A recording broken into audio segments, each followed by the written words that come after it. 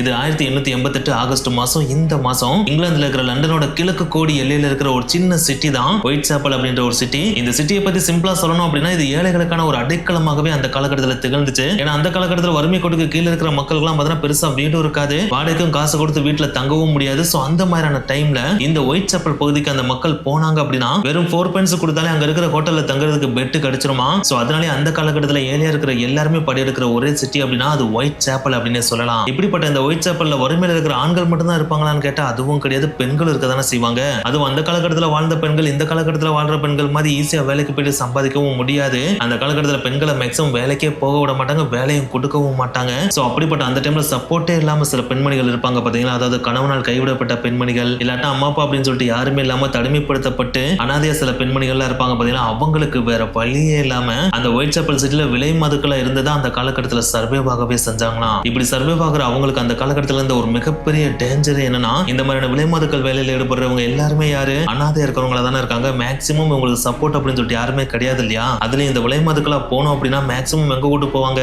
ஆள் நடமாட்டமே இல்லாத தனிமைப்படுத்தப்பட்ட டார்க்கஸ்ட் பிளேஸ்க்கு தான் கூட்டு போவாங்க. சோ அந்த ஒரு பிளேஸ்ல என்ன நடந்தாலும் இவங்களுக்காக ஏன்னு கேள்வி கேட்கறதுக்கு அந்த காலகட்டத்தில் யாருமே இல்லாத சுச்சுவேஷன்ல தான் இவங்க அந்த சிட்டில வாழ்ந்துட்டு இருக்காங்க. இதுதான் உங்களுக்கு இருக்கிற ஒரு மிகப்பெரிய டேஞ்சரும் கூட.